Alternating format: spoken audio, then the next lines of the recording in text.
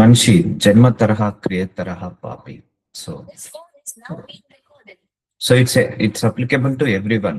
So భూలోకంలో మనిషి పుట్టిన ప్రతి ఒక్కరికి కూడా ఇది ఎందుకంటే మనిషి తప్పు చేయకుండా ఉండలేకపోతున్నాడు, పాపం చేయలేకుండా ఉండలేకపోతున్నాడు. సో ఎంత కంట్రోల్ చేసుకున్నా కూడా ఏదో ఒక దోషము, ఏదో ఒక తప్పు, ఏదో ఒక పొరపాటు, ఏదో ఒక పాపము దేవుడికి విరోధంగా అలా బ్రతుకుతున్నాడు. సో జన్మతోటి వచ్చే పాపాలు కొన్ని ఉన్నాయి, క్రియలతోటి వచ్చే పాపాలు కొన్ని ఉన్నాయి. కానీ యేసయ్య మరణం ద్వారా ఇవన్నీ కూడా క్షమించబడ్డాయి. కాబట్టి మనందరం ఇంకా ప్యూరిఫికేషన్ లో ఉండాలి ఎప్పుడు కూడా. సో యోబు 14:4 పాప సహితునిలో నుండి పాపరహితుడు పుట్టగలిగిన ఎంతో మేలు. చూసారా, పాప సహితునిలో నుండి పాపరహితుడు అంటే పాపంలో నుండి పాపం లేనివాడిగా పుట్టగలిగిన వాడు ఎవడున్నాడు, ఎంతో మేలు. అలాగున ఎవడు పుట్టనేరడు. సో అంటే పాపం లేకుండా ఎవరు పుట్టలేకపోతున్నారు. పాపంతోటే జన్మతోటే మనిషి పాపంలో పుడుతున్నాడు. ఒక యేసు ప్రభువారు ఒకరు, ఒక ఆదాం ఒకరు, వీళ్ళిద్దరే పుట్టుకతోటి పాపం లేకుండా వచ్చిన వాళ్ళు. సో సో ఇలా ఏమవుతుందంటే ఇది ఒక బీజం. అది పాపం అనేది ఒక బీజము. పుట్టుకతోటే ఆ బీజం తోటి పుడుతున్నారు కాబట్టి మనిషి యొక్క క్రియలు కూడా అలాగే చెడ్డగా అయిపోతున్నాయి. ఆ యొక్క చెడు తలంపులో బ్రతుకుతున్నారు. ఇప్పుడు ఎందుకు ఇన్ని అక్రమాలు, ఎన్ని మోసాలు, ఎన్ని దొంగతనాలు, ఎన్ని వ్యభిచారాలు ఎందుకు జరుగుతున్నాయి, ఇంత అక్రమం ఎందుకు జరుగుతుంది, మనుషులలో మానవత్వం లేకుండా ఎందుకు పోతున్నారు అంటే మనిషి జన్మ తరహానే పాపి కాబట్టి. సో కాబట్టి ఏ ఒక్కరు కూడా నీతిమంతులు లేడని బైబిల్ సెలవిస్తుంది. సో కాబట్టి మనందరం కూడా ఎప్పటికప్పుడు దేవుణ్ణి ముందట మనం మోకరించినప్పుడు, అయ్యా తప్పు తెలిసి కానీ తెలియగానే తప్పులు, పొరపాట్లు, పాపాలు, దోషాలు మీకు విరుద్ధంగా ఏమైనా చేస్తుంటే క్షమించండి. అలాగే wherever we're going wrong correct me, teach me, guide me అని అడగాలి. అయ్యా మేము ఎక్కడైతే తప్పు చేస్తున్నామో అక్కడ మీరు మాకు కరెక్ట్ చేయండి, మాకు టీచ్ చేయండి. ఎందుకంటే ఆయన జ్ఞానం వేరమ్మా, మన జ్ఞానం వేరు. మనం ఇన్ని రోజులు ఇదే కరెక్ట్ అనుకొని మనకు నచ్చినట్టుగా మనం బ్రతికాము. సో మనకు నచ్చినట్టు బతకడం వల్ల ఎన్నో దోషాలు మనము తెచ్చుకున్నాము, ఎన్నో నేరాలు తెచ్చుకున్నాము, ఎన్నో పాపాలు, ఎన్నో దుష్క్రియలన్నీ కూడా మనం తెచ్చుకున్నాము. కాబట్టి ఇప్పుడు మనం వాటన్నిటి నుంచి స్వతంత్రించుకోబడ్డాము యేసు రక్తము ద్వారా. సో ఈ రోజు నుంచి మళ్ళీ మనము ఎప్పుడు కూడా తీర్మానం తీర్చుకుందాం, ఇంకా మేము కరెక్ట్ కావాలి, ఇంకా మేము ప్యూరిఫై కావాలి. ఇది నెవర్ ఎండ్ ప్రాసెస్ అమ్మా. ఎప్పుడైనా కూడా మన తుది శ్వాస వరకు మనం ప్యూరిఫై అవుతూనే ఉండాలి. మనం తుది శ్వాస వరకు శ్వాస ఎలాగైతే తీసుకుంటామో, మన తుది శ్వాస వరకు ఆహారం ఎలాగైతే తీసుకుంటామో, దాహం ఎలాగైతే, వాటర్ ఎలాగైతే తీసుకుంటామో, అలాగే మన తుది శ్వాస వరకు purification is very very important. చాలా మందికి నేను 30 సంవత్సరాల నుంచి దేవుల్లో ఉన్నాను, 40 సంవత్సరాలు దేవుల్లో ఉన్నాను, నేను కరెక్ట్ గానే ఉంటానని అనుకోవద్దు ఎప్పుడు కూడా. నువ్వు ఎన్ని ఆజ్ఞలు పాటించినా దేవుడి ముందు ఇంకొకటి కరెక్ట్ గానే, ఇంకొకటి తక్కువగానే ఉంటుంది. ఎందుకంటే ఆయన స్టాండర్డ్స్ ఆ లెవెల్లో ఉన్నాయి, మన స్టాండర్డ్స్ ఒక లెవెల్లో ఉన్నాయి. సో కాబట్టి మనందరం కూడా ఆయన స్టాండర్డ్ లో లివింగ్ లోకి వెళ్ళాలి. ఆయన స్టాండర్డ్ లివింగ్ అంటే పాప రహితుడిగా బతకాలి. సో పుట్టుకతోటే పాపం వచ్చింది మనందరికి. అలాని క్రియలలో చేయడం కరెక్టా? క్రియలలో చేయకుండా మనం ఆపుకోవాలి. కాబట్టి సో ఎంత వీలైతే అంత ప్యూరిఫికేషన్ లో ఉండాలి. మాట్లాడకూడనిది మాట్లాడద్దు, స్ట్రిక్ట్ గా ఉండాలి. చూడకూడనిది చూడకూడదు, స్ట్రిక్ట్ గా ఉండాలి. ఆలోచించకూడనిది ఆలోచించకూడదు, స్ట్రిక్ట్ గా ఉండాలి. చెప్పకూడనిది చెప్పకూడదు, స్ట్రిక్ట్ గా ఉండాలి. తలంపులు కూడా స్ట్రిక్ట్ గా ఉండాలి. అంటే అన్ని కూడా హోలీగా ఉండాలి, ప్యూరిఫైగా ఉండాలి. మనసు, ఆలోచన, తలంపులు, ఉద్దేశాలు, కన్నులు, చెవులు, ఈ నోరు, ఇవన్నీ కూడా మన మన శరీరం ద్వారా పడే పాపం ఇది. కాబట్టి మన మొదటి శత్రువు మన శరీరమే అండి, ఎవ్వరూ కాదు. మనల్ని నాశనం చేసేది మన శరీరమే, మనల్ని బాగు చేసేది మన శరీరమే. కాబట్టి మన శరీరాన్ని మనము కాపాడుకోవాలి. మనం శరీరం ద్వారా మనం పాపాలు చేయకుండా కాపాడుకోవాలి. సో పాపము చేయని వాడు ఒక్కడును లేడు, వారు నీకు విరోధంగా పాపము చేసిన ఎడలనేమి. చూసారా, 1 రాజులు 8:46 ఈవెన్ దైవజనులతో సహా, పెద్ద పెద్ద దైవజనులతో సహా, పెద్ద పెద్ద విశ్వాసులతో సహా, రాజులు, మంత్రులు, ఈ భూలోకంలో పుట్టిన ప్రతి మనిషి కూడా ఏదో ఒక పాపం చేసిన వాళ్ళే అండి.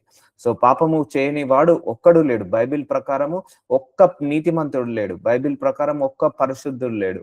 అది ఉన్నది అంటే ఒక జీసస్ క్రైస్ట్ మాత్రమే. జన్మ తరహా పాపం లేదు, క్రియ తరహా పాపం లేదు, కర్మ తరహా పాపం లేదు ఆయనకు. అందుకే ఆయన రక్తం వల్ల మనందరికీ విమోచన జరిగింది. సో పాపము చేయని వాడు ఒక్కడు లేడు. ఏ దేశంలోకెళ్ళినా, ఏ రాష్ట్రంలోకెళ్ళినా, ఏ భాష వాళ్ళకెళ్ళినా, ఏ మతంలో ఉన్నా, ఏ కులంలో ఉన్నా, ఏ వాళ్ళైనా గూడా చిన్నప్పటి నుంచి మొదలు పెడితే పెద్ద పిల్లల వరకు, పెద్దవారి వరకు ఎవరో ఒకరు ఏదో ఒక పాపం చేస్తూనే ఉన్నాడు. వారు నీకు విరోధంగా పాపం చేసిన ఎడలనేమి. మనం ఏదైనా పాపం చేస్తే దేవుడికి విరోధంగా చేసినట్టు, మనుషులకు విరోధంగా కాదండి. ఒకటే గుర్తుపెట్టుకోండి, మనం ఏదైనా తప్పు చేయాలన్నా, పొరపాటు చేయాలన్నా, పాపం చేయాలన్నా అది దేవుడికి విరోధంగా పాపం చేసినట్టు. నీవు వారి మీద కోపగించుకొని వారి శత్రుల చేతికి అప్పగించిన ఎడలనేమి, వారు వీరిని దూరమైనట్టు గాని దగ్గరైనట్టు గాని ఆ శత్రుల దేశంలోకి చెరగా కొనిపోయినప్పుడు. సో నువ్వు నువ్వు నీ పాపము ఎవరో కాదు, నీ శత్రువు, మొట్టమొదటి శత్రువు నువ్వు చేసే పాపమే అండి. ఎప్పుడైనా ఆ పాపము చెరసాలలోకి తీసుకెళ్తది. మనం చేసే పాపము నరకంలోకి తీసుకెళ్తది. మనం చేసే పాపము పాపంలోకి బంధించి వేస్తది, నరకంలోకి బంధించి వేస్తది. అందుకే స్ట్రిక్ట్ గా ఉండాలి. ఎందుకంటే మన మొట్టమొదటి శత్రువు మన పాపమే. మన దోషాలే మనకు శత్రువులు, మన పాపాలే మన శత్రువులు, మనం చేసే మిస్టేక్లే మనకు శత్రువులు అండి, ఎవరో కాదు శత్రువులు. అందుకే యేసుప్రభు వారు ఒకటే అంటారు, నీ కంటిలో దూలము చూసుకోక ఎదుటి వారి కంటిలో దుమ్మును చూసుటేలా వేషధారి, ఫస్ట్ నీ కంటిలో ఉన్న దుమ్మును చూసుకో అంటాడు. చాలా మంది పాపాలు చేస్తున్నారు, కానీ ఇంకొకరిని పాపి అని అంటున్నారు. చాలా మంది తప్పులు పొరపాట్లు చేస్తున్నారు, కానీ ఇతరుల తప్పులు పొరపాట్లను ఎంచుతున్నారు. అది అస్సలు కరెక్ట్ కాదండి, అస్సలు కరెక్ట్ కాదు. అందుకే చెక్ విత్ యువర్ హార్ట్. ఇంకా నేనేమైనా తప్పులు చేస్తున్నానా? ఇంకేమైనా పొరపాట్లు చేస్తున్నానా? నాలో ఇంకేమైనా మిస్టేక్స్ ఉన్నాయా? నాలో ఇంకేమైనా పాపం ఉందా?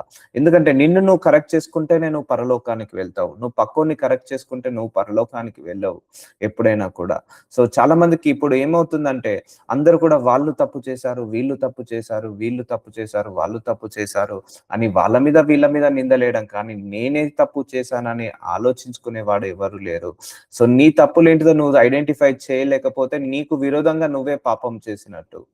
సో నీ శత్రుల చేతికి అప్పగించిన ఎడలనేమి, వారు వీరిని దూరమైనట్టు గాని దగ్గరైనట్టు గాని ఆ శత్రుల దేశంలోనికి చెరగా కోయిపోయినప్పుడు, వారు చెరగా కొనిపోబడిన దేశమందు తాము చేసిన దానిని మనస్సుకు తెచ్చుకొనినేమి దుర్మార్గులమై ప్రవర్తించి పాపము చేసితిమని చెప్పి తమ్మును చెరగా కొనిపోయిన వారి దేశమందు చింతించి పశ్చాత్తాపడిన నీకు విన్నపము చేసిన ఎడల.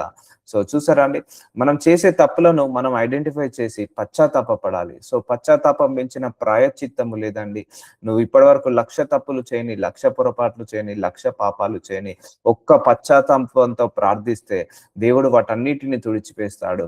సో అందుకే రిపెంట్ లో ఒక శక్తి ఉంటదండి. ఎప్పుడైతే మనం పశ్చాత్తాపడతామో మన తప్పులన్నీ క్షమించబడతాయి, పాపాలు క్షమించబడతాయి. క్షమించబడ్డ తర్వాత మళ్ళీ అవి రిపీటెడ్ గా చేయకుండా మనము కాపాడుకోవాలి. సో సో చింతించి పశ్చాత్తాపపడి నీకు విన్నపము చేసిన ఎడల. సో చింతించాలి, పశ్చాత్తాపపడాలి, విన్నపం చేశాడే, అయ్యో నేను చేయకూడని తప్పు చేశానే, చేయకూడని పాపం చేశానే అని మనము చింతించి పశ్చాత్తాపపడి దేవుడి దగ్గర మొర పెట్టుకున్న ఎడల తమ్మును చెరగా కొనిపోయిన వారి యొక్క దేశమందు పూర్ణ హృదయంతో పూర్ణ ఆత్మతోను వారు నీ తట్టుకు తిరిగి. చూసారా, పాపము దేవుడి వైపుకు తిరగనివ్వదండి. పాపము వల్ల దేవుడి నుంచి దూరస్థులం అవుతాము, దేవుడికి దూరస్థులం అవుతాము. దేవుడికి దగ్గరగా చేసేది దూరం చేసేది పాపం. మనకు దేవుడికి మధ్య పాపము అడ్డుగోడగా వచ్చిందంటే మన ప్రార్థనలకు జవాబు కాదు. అందుకే పశ్చాత్తాప పడితే మన పాపములన్నీ క్షమించబడి దేవుడికి మనకు మధ్య ఉన్న ఆ దూరము, ఆ డిస్టెన్స్ అన్ని కూడా తగ్గిపోతాయి. అందుకే ఒకటే గుర్తుపెట్టుకోండి, బ్లైండ్ గా ప్రేయర్ చేయకండి. అయ్యా నేనేమన్నా తప్పులు చేస్తున్నానా, నేను ఒక పొరపాట్లు చేస్తున్నానా, ఎందుకు నా ప్రార్థనకు జవాబు పొందుకోలేకపోతాను, ఇంకా నీకు నాకు అడ్డుగా ఇంకేమైనా అడ్డు కూడా ఉందా, నీకు నాకు అడ్డుగా ఇంకేమైనా అడ్డుకట్ట ఉందా, నీకు నాకు అడ్డుగా ఇంకేమైనా ఉందా, ఇంకేమైనా అడ్డముగా నా తప్పులు, నా పొరపాట్లు, నా పాపాలు, నా దోషాలు ఉన్నాయా అని అడగండి. దేవుణ్ణి తప్పకుండా చేస్తాడు. అందుకే తమ్మును చెరగా కొనిపోయిన వారి యొక్క దేశమందు పూర్ణ హృదయంతో పూర్ణ ఆత్మతో. సో నువ్వు చేసే తప్పులు, పొరపాట్లు, పాపాలు కూడా వదిలేయాలి. ఎలా వదిలేయాలి? పూర్ణ హృదయంతో వదిలేయాలి. పూర్ణ ఆత్మతో వదిలేయాలి. సో వదిలేసి నువ్వు దేవుడి వైపు కూడా పూర్ణ హృదయంతో పూర్ణ ఆత్మతో తిరగాలి. సో చాలా మంది కూడా తప్పులు చేస్తారు, పాపాలు చేస్తారు, కానీ దేవుడికి కంప్లీట్ గా సబ్మిట్ కారు, కంప్లీట్ గా సరెండర్ కావాలి. సో దేవుడికి ఎలా ఉండాలంటే కంప్లీట్నెస్ ఉండాలమ్మా. సో 100% మనం దేవుడికి సబ్మిట్ కావాలి, 100% దేవుడికి సరెండర్ అయిపోవాలి. సో పూర్ణాత్మతో వారు నీ తట్టుకు తిరిగి, నువ్వు ఎన్ని తప్పులు పొరపాటు చేసినా నువ్వు పూర్ణాత్మతో పూర్ణ హృదయంతో దేవుడి వైపుకు తిరిగితే, నీవు వారి పితరులు దయచేసిన దేశము తట్టును, నీవు కోరుకొనిన పట్టణము తట్టును, నీ నామ ఘనతను నేను కట్టించిన మందిరము తట్టును నిన్ను గూర్చి ప్రార్థన చేసిన ఎడల ఆకాశనమున నీ నివాస స్థలమందు నీవు వారి ప్రార్థన విన్నపంలో విని వారి కార్యములను నిర్వహించి. చూసారా, ఆయన ఆకాశంలో ఉండి మన తప్పులు పొరపాట్లు పాపాలు చేసినా కూడా నువ్వు మన్నించమని పశ్చాత్తాపడి ప్రార్థిస్తే నీ తప్పులు పొరపాట్లు పాపాలు దోషాలు అన్నిటిని కూడా క్షమించేస్తాడట, ఆకాశం నుండి విని చేస్తాడట. అందుకే నీవు కంప్లీట్ గా దేవుడి వైపుకు తిరగాలండి, కంప్లీట్ గా దేవుడి వైపుకు తిరగాలి. నువ్వు ఎంత దేవుడికి కనెక్ట్ గా ఉంటే పాపానికి అంత దూరంగా ఉంటావు. నువ్వు దేవుడికి కనెక్ట్ అయినప్పుడు పాపంలో పడలేవు. నువ్వు దేవుడితో సహవాసం చేసినప్పుడు పాపం నీ దగ్గరికి రాదు, పాపం చేయాలన్న ప్రేరేపణ కలగదు, పాపంలో పడాలన్న దోషంలో పడాలన్న ఆ ఆలోచన కలగదు. అందుకే connectivity with God is very very important. Come closer to the God is very very important. That is the biggest advantage మనందరికీ కూడా. మన ఆత్మ పరలోకానికి వెళ్ళకుండా నరకానికి వెళ్ళకుండా పరలోకానికి వెళ్ళాలంటే దేవుడితో భూలోకంలో నిత్య సహవాసం ఇంపార్టెంటే.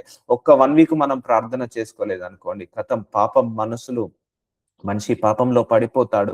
ఒక 1 వీక్ మనం ప్రార్థన చేసుకోకపోతే, నెగ్లెక్ట్ చేస్తే మనం దోషంలో పాపంలో పడిపోతాము. అందుకే దేవుడితో కనెక్టివిటీ, అందుకే పాపం నుంచి డిస్కనెక్ట్ అయినట్టే. అందుకే నువ్వు ఒక్కసారి యేసు ప్రభువాన్ని నమ్ముకున్నావు అంటే పాపానికి నో చెప్పడమే, యేసు ప్రభువాన్ని నమ్ముకున్నావు అంటే పాపం నుంచి దూరంగా ఉండడమే, యేసు ప్రభువారికి నో చెప్పావంటే ఎస్ చెప్పావంటే పాపానికి నో చెప్పడమే. కాబట్టి మనందరం కూడా కార్యములను నిర్వహించి, సో దేవుడు ఆకాశ నివాస స్థలమందు వారి ప్రార్థన విన్నపములను విని వారి కార్యమును నిర్వహించి నీకు విరోధంగా పాపము చేసిన, చూసారండి, మనం ఏ చేసినా దేవుడికి విరోధంగా పాపం చేసిన, సో నువ్వు పూర్ణ హృదయంతో పూర్ణాత్మతో దేవుడి వైపుకు తిరుగు. సో నీ తప్పులు పొరపాట్లు పాపాలన్నీ కూడా క్షమించేస్తాడు. సో ఇంకా చెక్ చేసుకోండి, ఇంకా దేవుడికి దూరంగా ఇంకా మన హృదయం ఏమన్నా ఉందా, దేవుడికి విరోధంగా ఇంకేమైనా పాపము చేస్తున్నామా, ఇంకా దేవుడికి విరోధంగా ఏమైనా దోషాలు చేస్తున్నామా అని చెక్ చేసుకోవాలి. అడగాలి, దేవుణ్ణి అడగాలి. Lord teach me wear ever I'm going wrong, correct me wear ever I'm making mistakes. Lord నన్ను ప్యూరిఫై చేయ ప్రభువా, నన్ను పరిశుద్ధుడిగా చేయ ప్రభువా. ఇది important. This is a very very important prayer. Instead of asking for job, instead of asking for pregnancy, instead of asking for marriage, you should ask for this prayer request. So నన్ను purify, ఎందుకంటే నువ్వు ఒకసారి purify అయినావంటే దేవుడు నిన్ను ఆశీర్వదిస్తాడు. So మన శరీరంలో పాపం ఉన్నంత వరకు దేవుడు మనల్ని ఆశీర్వదించలేడు. మనం ఎంత ప్యూరిఫై అవుతామో, ఎంత నీతిగా బ్రతుకుతామో, ఎంత పరిశుద్ధంగా బ్రతుకుతామో అంతగా దేవుడు మనల్ని ఆశీర్వదిస్తాడు. నీకు విరోధంగా పాపము చేసిన నీ జనులు ఏ తప్పులు చేత నీ విషయమే అపరాధులైరో.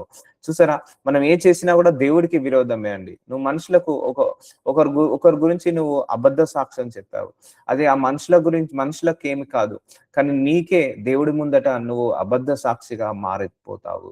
నువ్వు ఏ చేసినా కూడా, నువ్వు ఏ తప్పు నోటి మాట మాట్లాడినా కూడా అది దేవుడి ముందు నువ్వు దోషివే.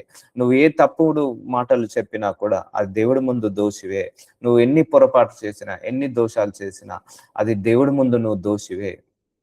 మనం చేసే ప్రతి పాపము ఫస్ట్ మనం దోషిగా దేవుడి ముందు నిలబడాల్సిందే, మనుషుల ముందు కాదు. సో నీకు విరోధంగా పాపము చేసిన నీ జనులు ఏ తప్పులు చేత నీ విషయమే అపరాధులైరో ఆ తప్పులను వారికి క్షమించి.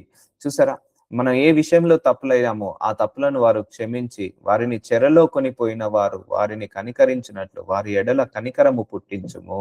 సో ఈ పాపము తప్పులు దోషాలు మనిషిని చెరలోకి తీసుకెళ్తున్నాయి, అంటే బంధకాల్లోకి తీసుకెళ్తున్నాయి. అందుకే మన తల వెంట్రుకలు ఎన్నున్నాయో, మనం పుట్టినప్పటి నుంచి ఇప్పటి వరకు మన దోషాలు, మన పొరపాట్లు, మన తప్పులు అన్నిగా ఉన్నాయి. వాటన్నిటిని కూడా నువ్వు పశ్చాత్తాపంతో అడిగినప్పుడు దేవుడు వాటన్నిటిని తీసివేస్తాడు. అందుకే నీల్ డౌన్ యువర్ సెల్ఫ్, 2 చేతులు పైకెత్తండి, మోకరించండి. అయ్యా, this bodies belongs to you my lord. నా శరీరంలో నీకు నచ్చనిది ఏదున్నా తీసివేయి ప్రభువా. నన్ను ఇలాగే ఇలాగే 2 చేతులు పైకెత్తేసి నా నడినెత్తి నుంచి కాళ్ళ వరకు మీ ఆత్మతో నింపు ప్రభువా, మీ అభిషేకముతో నింపు ప్రభువా, నీ వాక్యముతో నింపు ప్రభువా, నీ తలంపులతో నింపు ప్రభువా. అయ్యా ప్రభువా, నేను ఎన్నో తెలిసి గాని తెలియక గాని ఎన్నో తప్పులు, పొరపాట్లు, పాపాలు, దోషాలు చేశాను ప్రభువా. వాటన్నిటి నుంచి క్షమించు ప్రభువా, మన్నించు ప్రభువా, వాటన్నిటి నుంచి విడుదల కలిగించి నన్ను ఇంకా పరిశుద్ధుడిగా మార్చు ప్రభువా, ఇంకా పవిత్రుడిగా మార్చు ప్రభువా, ఇంకా నీతిమంతుడిగా మార్చు ప్రభువా. నా మనసులో, నా ఆలోచనలో, నా ఉద్దేశంలో, నా తలంపులో, నా కనులలో ఎక్కడ ఏ తప్పున్నా, ఎక్కడ ఏ పొరపాటున్నా, ఎక్కడ ఏ పాపమున్నా తీసివేయి ప్రభువా.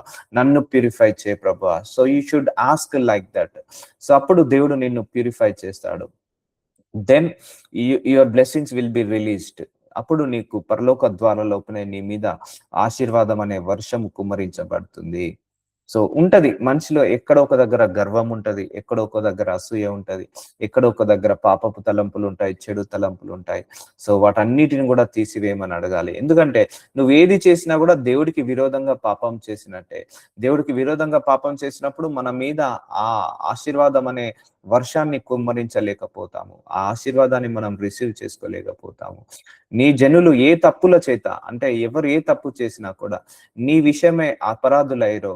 సో ఇప్పుడు మనం ఏ చేసినా కూడా దేవుడి విషయమే అపరాధులం అవుతున్నాము. ఆ తప్పులను వారిని క్షమించి, ఎప్పుడు క్షమిస్తాడట? పూర్ణ హృదయంతో, పూర్ణ ఆత్మతో దేవుడి వైపుకు తిరిగినప్పుడు మన పాపాలన్నీ క్షమిస్తాడట. అందుకే ఎప్పుడు కూడా మనల్ని మనం ఎప్పుడు కూడా కరెక్ట్ అని అనుకోవద్దండి, 100% రైట్ అని ఎప్పుడు అనుకోవద్దండి. మనం 100% నీతిమంతులం అని ఎప్పుడు అనుకోవద్దు. దేవుడి దృష్టికి ఎన్నో ఉన్నాయి. వారిని చెరలోకి కొనిపోయిన వారు వారిని కనికరించినట్లు వారి ఎడల కనికరము పుట్టించుము.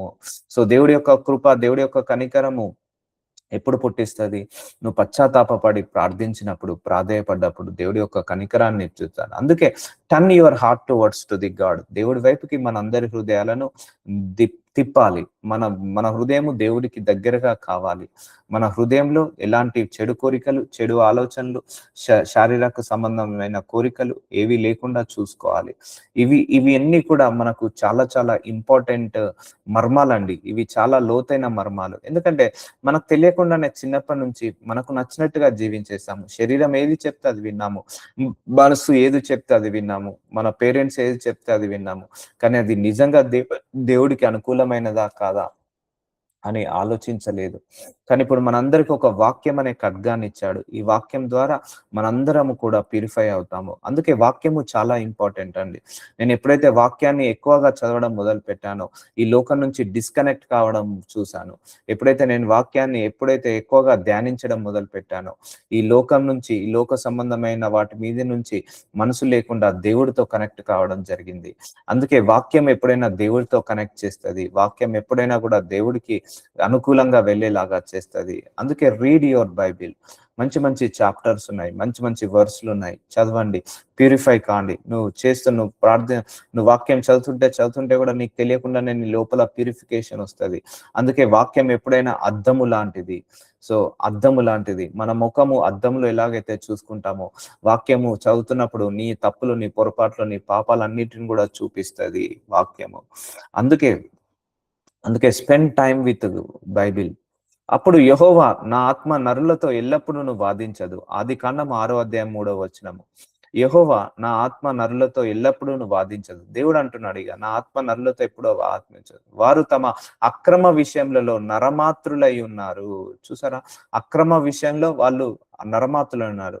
అయినను వారి దినములు 125 ఏండ్లగున నేను. సో దేవుడు మరణాన్ని పెట్టలేదండి. ఆదాము ఆల్మోస్ట్ 800 సంవత్సరాలు, 900 సంవత్సరాల వరకు బతికాడు. నోవాహు 900 సంవత్సరాల వరకు బతికాడు. సో అప్పుడు ఆ కాలంలో 1000 సంవత్సరాలు, 800, 700 సంవత్సరాలు బ్రతికారు. కానీ ఇప్పుడు మనిషి 50 సంవత్సరాలు బ్రతకడమే గగనం అవుతుంది, 60 సంవత్సరాలు బ్రతకడమే గగనం అవుతుంది. ఎందుకు? పాపాల వల్ల మనిషి యొక్క ఆయుష్ కూడా తగ్గించి వేస్తున్నాడు. ఎందుకంటే ఈ భూలోకంలో వీళ్ళుండి ఎవరు కూడా పుణ్యాత్ములు ఉండట్లేదు, ఎవరు కూడా పాపం చేయలేకుండా లేకపోతున్నారు. కాబట్టి వీళ్ళకు ఎంత ఎక్కువగా ఆయుష్ ఇస్తే అంత ఎక్కువగా పాపాలు చేస్తున్నారు, ఎంత ఎక్కువగా ఆయుష్ ఇస్తే అంత ఎక్కువగా దోషాలు చేస్తున్నారని దేవుడు మనిషి యొక్క ఆయుష్ను కూడా 125 ఏండ్లకు అగెను. సో ఇప్పుడు 120 ఏండ్లు బ్రతికే వాళ్ళు కూడా లేరు. ఒకప్పుడు 100 సంవత్సరాలు బతికే వాళ్ళున్నారు. మన పూర్వీకులు. ఇప్పుడు ఎంత ఇది 50, 60 సంవత్సరాలు. ఎందుకంటే మనిషిగా అందులో పాపంలో కూడుకొని పోతున్నాడు. ఇగ బయటికి రాలేకపోతున్నాడు. అక్రమ విషయంలో నరమాత్రులై ఉన్నారు. అంటే అక్రమము వాళ్ళకు ఇగ ఏంటిదంటే బై బ్లడ్ వచ్చేస్తుంది. మనిషిని మోసం చేయడం. ఈవెన్ చిన్న పిల్లలు గూడా 10 సంవత్సరాలు, 12 సంవత్సరాల పిల్లలు గూడా వాళ్ళకి అన్యాయం అంటే ఏంటిదో తెలుసు. అక్రమం అంటే ఏంటిదో తెలుసు. మోసం అంటే ఏంటిదో తెలుసు. పాపం అంటే ఏంటిదో తెలుసు. అంటే బై బ్లడ్ లోనే, బై జెనెటిక్ లోనే, బై ఫీడ్ లోనే, బై బ్రెయిన్ లోనే, థాట్స్ లోనే ఏమవుతున్నాడు? మనిషి అక్రమంగా మారిపోతున్నాడు. ఇక దేవుడు ఇక విసిగిపోయాడు. ఇక ఆత్మ ఇక నేను నా నరులతో ఇక వాదించను. ఇక ఎవరు చేసేది వాళ్ళు చేసుకొని, ఎవరు చేసే వాళ్ళ క్రియలను బట్టే వాళ్ళకు ప్రతిఫలం వస్తుంది. ఒకప్పుడన్నా దేవుడు మనిషిని ఆపాలని ప్రయత్నించి ధర్మశాస్త్రాన్ని తీసుకొచ్చాడు. కానీ అయినా కూడా ఆ ధర్మశాస్త్రం వల్ల మనిషి ఆపలేకపోయాడు. దేవుడు ఎంత ప్రయత్నించినా ఆపుకోలేకపోతున్నారు. ఎన్ని శిక్షలు వచ్చినా కూడా మనిషి ఇంకా పాపంలోనే పడిపోతున్నాడు. ఎన్ని పనిష్మెంట్స్ వచ్చినా మనిషి అదే పాపంలో ఉంటున్నాడు. కాబట్టి అక్రమ విషయంలో నరమాత్రులై ఉన్నారు. నరుల చెడుతనము భూమి మీద గొప్పదనియు. సో అది కాండం 6వ అధ్యాయం 5వ వచనము. సో నరుల చెడుతనము భూమి మీద చాలా గొప్పదట. అంటే చాలా ఎక్కువ అవుతున్నది. చాలా విపరీతంగా అవుతున్నది. సో మంచి చేసేవాడు ఎవరు లేడు. అందరి మనసు కూడా చెడుగా మారిపోతుంది. వారి హృదయం యొక్క తలంపులోని ఊహ అంతయు ఎల్లప్పుడూ కేవలము చెడ్డదని యెహోవా చూసారా అండి? దేవుడు చూసినప్పుడట అందరి తలంపులు చెడ్డగా ఉన్నాయట, ఊహ చెడ్డగా ఉంటాయట, అండ్ అండ్ మనస్సు, హృదయము అన్ని కూడా చెడ్డగా ఉన్నాయట. అందుకే నేను చెప్తున్నాను కదా, చాలా ఇది ఇంపార్టెంట్ అండి. నరుల చెడుతనము భూమి మీద గొప్పదని. వారి హృదయము చూసారా? హృదయం యొక్క తలంపులు, ఊహ అంటే ఇమాజినేషన్స్ కూడా చెడిపోతున్నాయి. తలంపులు కూడా చెడిపోతున్నాయి. ఒక మనిషి ఇక్కడుండి దొంగతనం చేయాల్సిన అవసరం లేదు. దొంగతనం చేయాలన్న ఆలోచన వచ్చినా కూడా దేవుడికి దొంగ అవుతాడని నేను చాలా సందర్భాల్లో చెప్పాను. ఎందుకంటే దేవుడు మన ఊహలను కూడా క్యాచ్ చేస్తాడు. మన ఇమాజినేషన్స్ కూడా క్యాచ్ చేస్తాడు. మన యొక్క థాట్స్ కూడా క్యాచ్ చేస్తాడు. సో నువ్వు జన్మ తరహా క్రియ తరహా పాపి కాకపోవచ్చు, కానీ ఊహలలో కూడా పాపం చేస్తున్నారు కొంతమంది. తలంపులలో కూడా పాపం చేస్తున్నారు. హృదయం ద్వారా పాపం చేస్తున్నారు. సో ఇవి కూడా మనం ఏం చేసుకోవాలి? జాగ్రత్తగా చూసుకోవాలి. హృదయము, ఆలోచనలు, తలంపులు ఇవన్నీ కూడా చెడ్డవి రాకుండా చూసుకోవాలి. అందుకే దేవుడు చూశాడట. సో దేవుడికి అర్థమవుతుందా లేదా? మన హృదయం ఏంటిదో తెలుస్తుంది, మన తలంపులు ఏంటిదో తెలుస్తుంది, మన ఊహ ఏంటిదో తెలుస్తుంది. అవి కేవలము చెడ్డదని యెహోవా చూచాడట. ఇక్కడ ముఖాన్ని చూడట్లేదట దేవుడు, మనసును చూస్తున్నాడట. అందుకే నీ మనసులో ఉన్న ఆలోచనలు కూడా జాగ్రత్తగా ఉండాలి, కంట్రోల్లో ఉండాలి, నీ కంట్రోల్లో ఉండాలి. ఒక మనిషిని దేవుడు అంటాడు ఒక సందర్భంలో, నువ్వు పరాయి స్త్రీని చూసి వ్యభిచారం చేయకపోయినా పర్లేదు, మోహపు చూపుతో చూసినా చాలు, అది నీకు తప్పే అంటాడు. సో అంత ప్యూరిఫికేషన్ గా ఉండాలి. అంటే మన మైండ్, థాట్ అండ్ ఇమాజినేషన్స్ కూడా ప్యూరిఫై గా ఉండాలి. అంటే మన మైండ్ లో కూడా నెగిటివ్ థాట్ రాకుండా, మన హార్ట్ లో కూడా రాకుండా చూసుకోవాలి. చాలా మంది అంటారు నేనేం నెగిటివ్ చేయట్లేదు, కేవలం వాళ్ళను శపిస్తాను, వాళ్ళతోటి నేనేం గొడవలు పెట్టుకోవట్లేదు, కొట్లాటలు పెట్టుకోవట్లేదు, నా మనసులో నేను కోపించుకుంటున్నాను, నా మనసులో ద్వేషించుకుంటున్నాను, నా మనసులో నేను వాళ్ళను అసహించుకుంటున్నాను, అంతే కదా అని అనుకోవచ్చు. కానీ ఆ మనసులో ఆ అసహ్యం ఏంటిదో, ఆ కోపం ఏంటిదో, ఆ ద్వేషం ఏంటిదో, ఆ పగ ఏంటిదో కూడా దేవుడికి తెలుసు. అందుకే నేను చాలా సందర్భాల్లో ఈ ప్రార్థన చేయమని చెప్పాను. అయ్యా నా మనసులో ఎలాంటి కోపం ఉన్నా, ఎలాంటి ద్వేషం ఉన్నా, ఎలాంటి పగ ఉన్నా, ఎలాంటి ప్రతీకారం ఉన్నా తీసివేయి ప్రభు అని అడగాలి. ఎందుకంటే మన ఆశీర్వాదాలకు ఇవి అడ్డుగోడలండి. నువ్వు క్షమించడం మొదలు పెడితే నీవు ఆశీర్వదించడం మొదలవుతుంది. నువ్వు క్షమించడం మొదలు పెట్టావు అనుకో, నీకు ఆశీర్వాదాలు నీ మీదికి వస్తుంటా ఉంటాయి. అందుకే God will release the blessings when you forgive everybody. నువ్వు క్షమించినప్పుడు, అందరినీ క్షమించినప్పుడు నీకు ఆశీర్వాదం అనేది మొదలవుతుంది. అందుకే క్షమించలేని గుణము లేకపోతే ఆ గుణం కూడా రావాలని ప్రార్థించాలి. చాలా కష్టం అండి, ఇవి ఇలా నడవాలంటే కష్టము. అర్థమవుతుందా? సరే నువ్వేం నరహత్య చేయట్లేదు, కానీ ఇతరులను శపించుకున్నా కూడా దేవుడు ఏమంటున్నాడు? నరహత్య చేసినట్టే. నువ్వేం వ్యభిచారం చేయట్లేదు, కానీ దేవుడు ఏమంటున్నాడు? నువ్వు నీ ఊహల్లో కూడా, నీ తలంపులో కూడా ఏమైనా పాపం ఉన్నా కూడా నాకు విరోధంగా పాపం చేసినట్టే అంటున్నాడు. అంటే నువ్వు క్రియల ద్వారా కాదు, ఆలోచనల ద్వారా కూడా నువ్వు పాపం చేయకుండా ఉండాలి. నీ తలంపుల ద్వారా, హృదయం ద్వారా కూడా పాపం చేయకుండా ఉండాలి. అంత ప్యూరిఫికేషన్ ఉండాలండి. సో చాలా మంది బయటికి మంచిగా కనపడతారు, కానీ లోపలంతా కుళ్ళు, అది కూడా దేవుడికి విరోధంగా పాపమే. లోపలంతా అసూయ, దేవుడికి విరోధంగా పాపమే. లోపలంతా కూడా దుర్మార్గత్వము, దుష్టత్వము. కొంతమంది శరీరం అంతా కూడా ద్వేషంతో నిండుకొని ఉంటది. ఎవరి గురించైనా చెడుగా మాట్లాడుతుంటా అంటారు, ఎవరి గురించైనా చెడుగా చెప్తుంటా అంటారు. They filled their body with hatred. శరీరాన్ని హేట్రెడ్ తో నింపుకోదు. ఈ శరీరము దేవుడి యొక్క ఆలయము కాబట్టి ద్వేషముతో, పగతో, ప్రతీకారంతో, అహంకారంతో, గర్వముతో, అసూయతో నిండుకోకుండా చూసుకోవాలి. ఎంత ఉన్నా కూడా ఎంతో కొంత ఎక్కడో ఉంటుంది. కాబట్టి మనం వాటన్నిటిని కూడా ప్రేయర్ చేస్తే 1 ఇయర్ పట్టినా 2 ఇయర్ పట్టినా పర్లేదు, వీటన్నిటి నుంచి మనం రిలీజ్ కావాలి. ఎందుకంటే మనం ఈ లోకంతో స్నేహం చేసి మన శరీరం లోపలికి వచ్చేసాయి. ఆ ద్వేషం వచ్చేసింది, ఆ పగ వచ్చేసింది, ఆ ప్రతీకారం వచ్చేసింది, ఆ అహంకారం వచ్చింది, ఆ దుష్క్రియలు, ఆ దుర్మార్గ క్రియలు అన్ని కూడా మన శరీరంలోకి వచ్చాయి. ఎందుకంటే నరుల చెడుతనము భూమి మీద గొప్పదనియు, వారి హృదయం యొక్క తలంపులోని ఊహ అంతయు ఎల్లప్పుడూ కేవలము చెడ్డదనియు యెహోవా చూచి తాను భూమి మీద నరులను చేసినందుకు యెహోవా సంతాపమునంది తన హృదయంలో నొచ్చుకొనెను. సో దేవుడు గాలిని సృష్టించాడు, సెలయేర్లను సృష్టించాడు, సముద్రాలను, ఆకాశ పక్షులను, జంతువులను, జలరాశులను, జీవరాశులను సృష్టించాడు. దేని వల్ల కూడా దేవుడికి ప్రాబ్లం రాలేదు. కానీ ఒక మనిషిని సృష్టించినందుకు దేవుడు సంతాపము, వీళ్ళని ఎందుకు క్రియేట్ చేశానని పశ్చాత్తాపడ్డాడట.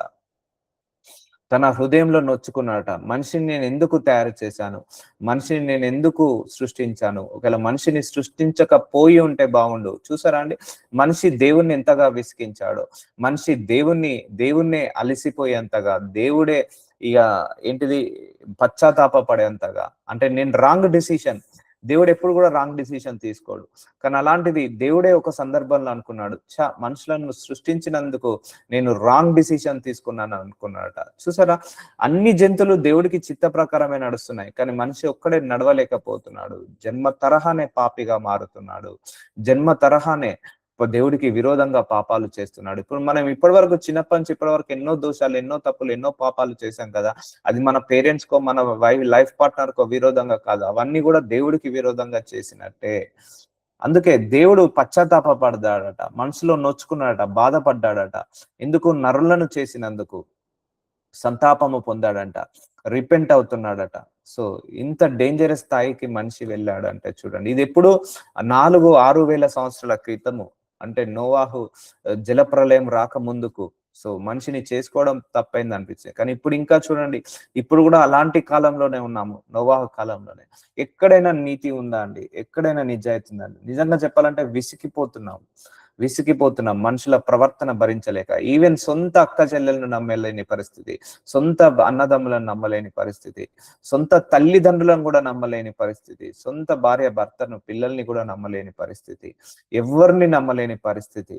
సో అలా ఉంది మనిషి. అంటే మనిషి కరుచుకోవడం, మనిషి ద్వేషించుకోవడం, మనిషి పగబట్టుకోవడం, మనిషి మీద లేనిపోని నిందలు వేయడం, అపవాద క్రియలు వేయడం ఎన్నో జరుగుతున్నాయి. ఈవెన్ తల్లిదండ్రులు కూడా పిల్లల్ని అలా సతాయిస్తున్నారు ఈ కాలంలో. నాకు చాలా ఫోన్స్ కాల్స్ వస్తాయి, అయ్యా మా తండ్రి నన్ను ఇట్లా హింసిస్తున్నాడు, ఇలా చేస్తున్నాడు అని. సో చూసారా అసలు ఎక్కడ కూడా ప్రేమ లేకుండా పోతుంది. So we are living in the wrong places అండి.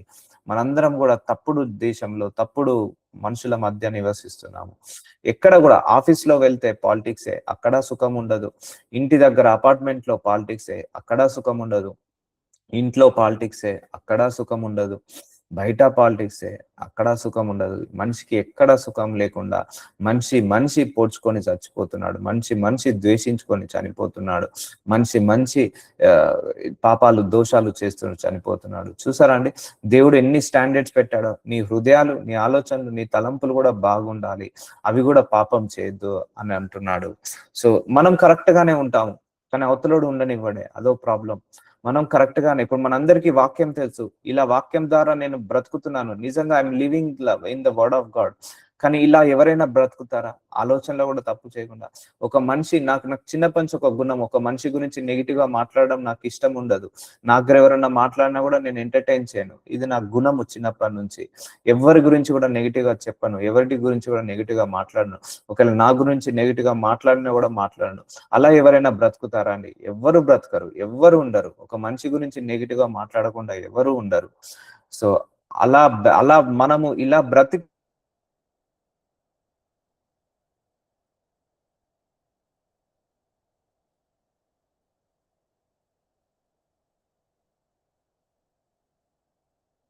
ఒక మనిషి ఇంకోన్ని ద్వేషించాడు, దేవుడు బాధపడాలి. ఒక మనిషి ఇంకో మనిషిని కచ్చాలి, ఒక మనిషి ఇంకో మనిషిని తప్పు చేశాడు, నరహత్య పాపం చేశాడంటే దేవుడు బాధపడతాడు ఎప్పుడైనా కూడా. సో ఎందుకంటే మనము మనుషులమే, వాళ్ళు మనుషులమే. మనకు దేవుడు ఆయనే, ఆయనకు దేవుడు ఆయనే. మనందరం ఎవరు దేవుడి దగ్గర నుంచి వచ్చిన వాళ్ళం. మనం కొట్టుక చేస్తే ఎవరు బాధపడతారు? దేవుడు బాధపడతాడు. సో ఇది దేవుడు రిపెంట్ అయ్యాడు ఒక సందర్భంలో. మనిషి యొక్క ఆలోచనలు, హృదయాలు, తలంపులు, క్రియలు అన్ని చూసి ఒక సందర్భంలో దేవుడు ఏమయ్యాడు? మనసు నొచ్చుకున్నాడట. సో అంత పెయిను దేవుడికి మనిషి ఇచ్చేసాడు. అంత అంత పశ్చాత్తాప పడేంతగా దేవుడికి పశ్చాత్తాపపడేంతగా మనిషి చేసేసాడు. అప్పుడు యెహోవా నేను సృజించిన నరులతో కూడా జంతువులను, పురుగులను, ఆకాశ పక్షాదులను భూమి మీద నుండకుండా తుడిచివేయుదును. ఏలనగా నేను వారిని సృష్టించినందుకు సంతాపము నొంది ఉన్నాను. ఒక డెసిషన్ తీసుకున్నాడు. కోపం వచ్చేసింది. విసుగు వచ్చేసింది. ఇక భూమి మీద అంతా కూడా పాపమేగా. ఎక్కడ పుణ్యము లేదు. భూమి మీద అంతా కూడా దోషాలే. ఇంకెక్కడ కూడా కరెక్ట్ గా లేదు. ఇలాగే స్ప్రెడ్ అవుతది. ఇప్పుడు ఒక రైతు ఒక ఎకరం పొలం వేసాడు అనుకోండి. ఒక్క దగ్గర చీడ పురుగు వస్తే ఆ చీడ పురుగును తీసేస్తాడా లేదా? అలాగే అలాగే దేవుడు కూడా ఎక్కడైనా పాపం ఉన్నదంటే ఆ పాపాన్ని తుడిచివేస్తాడు. ఎందుకంటే దేవుడికి పాపం అంటే అసహ్యము. దేవుడికి అన్యాయం, అక్రమము, మోసము, ద్వేషము, పగ అంటే ఆయనకు అసహ్యము. అంటే భూమి అంతా కూడా నీతిగా ఉండాలని ఆయన కోరుకుంటున్నాడు. నిజాయితీగా ఉండాలని కోరుకుంటున్నాడు. అన్యాయం, అక్రమం, మోసం లేకుండా ఉండాలని కోరుకుంటున్నాడు. కాబట్టి ఆయన ఒక డిసిషన్ తీసుకున్నాడు. ఇక అందరినీ తుడిచివేద్దాం. ఇక ఈ పాపాన్ని తుడిచివేద్దాం. ఈ అసహ్యాన్ని తుడిచివేద్దాం. ఈ భూలోకంలో ఎవడు లేకుండా తుడిచివేద్దాం. ఈ మనుషులే కాదు, ఈ మనుషులతో పాటు జంతువులను, పురుగులను, ఆకాశ పక్షులను భూమి మీద కుండకుండా తుడిచివేద్దామని దేవుడు ఒక రోజు డిసిషన్ తీసుకున్నాడు. అంతగా కోపం వచ్చేసింది దేవుడికి. అంతగా ద్వేషం వచ్చేసింది.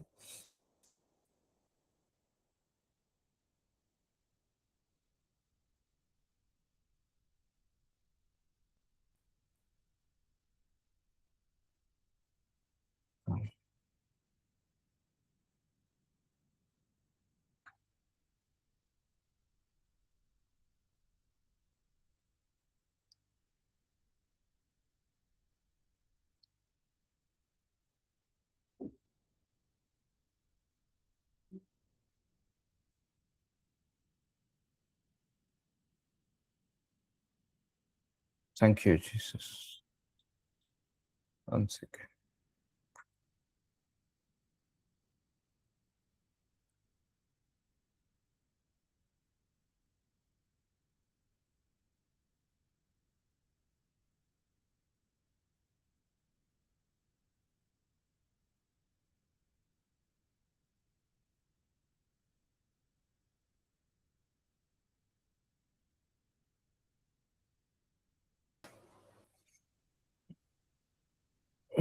Thank you, Jesus.